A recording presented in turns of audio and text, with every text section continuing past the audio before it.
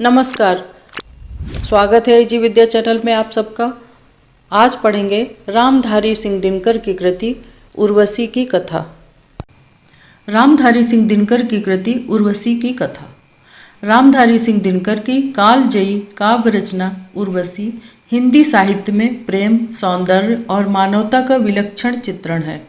यह कृति संस्कृत साहित्य की परंपरा से प्रेरित होकर लिखी गई है और इसमें पौराणिक कथा, दर्शन और प्रेम का अद्भुत संगम है।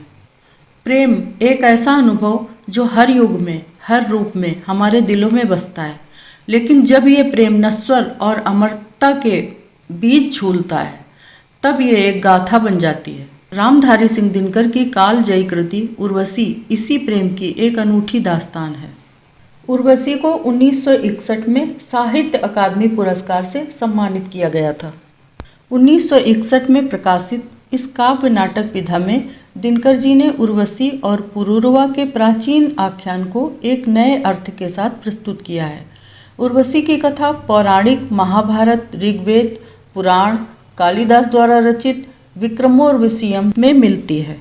उर्वशी एक पौराणिक अप्सरा की कथा है जो स्वर्ग से धरती पर आती है और राजा पुरूरवा के प्रेम में पड़ती है। उर्वशी ऋषि नारायण की जांघ से उत्पन्न हुई थी, जो स्वर्ग में देवताओं के राजा इंद्र के दरबार में नृत्य करती थी। पुरूरवा बुद्ध और इला के पुत्र बुद्ध चंद्र के पुत्र थे। वो चंद्रवंश के सर्वप्रथम सम्राट थे। तो इस कथा का पहला पॉइंट है प्रेम की शुरुआत। कथा की शुरुआत पुरूरवा और उर्वशी के मिलन से होती है।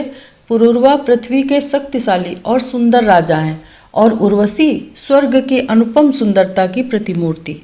उर्वशी अपनी अद्भुत सुंदरता और मधुरता से स्वर्ग की शोभा बढ़ाती हैं, लेकिन जब उनका सामना पुरूरवा से होता है तो दोनों के दिल एक दूसरे के लिए धड़क उठते हैं।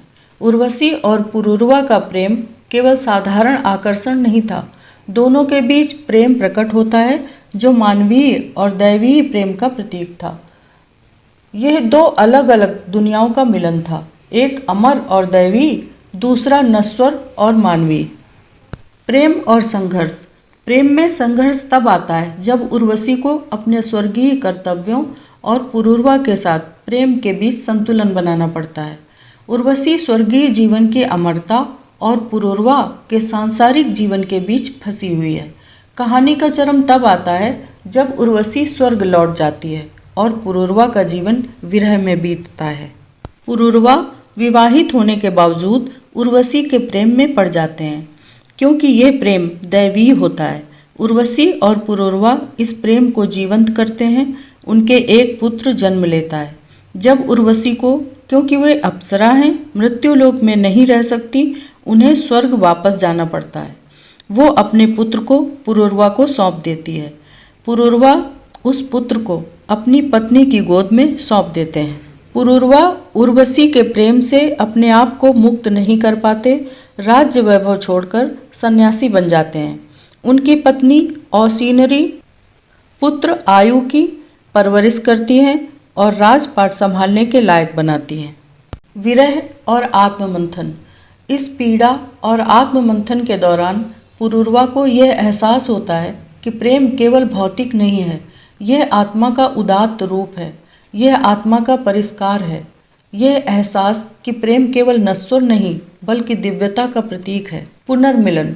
अंततः उर्वशी और पुरूरवा का पुनर्मिलन होता है, लेकिन यह प्रेम सांसारिक नहीं बल्कि आध्यात्मिक था। यह आत्मा और दैवीय प्रेम का प्रतीक बन चुका था। रामधारी सिंह दिनकर ने इस कृति के माध्यम से प्रेम की गहराई और उसकी नश्वरता को एक नई दिशा दी।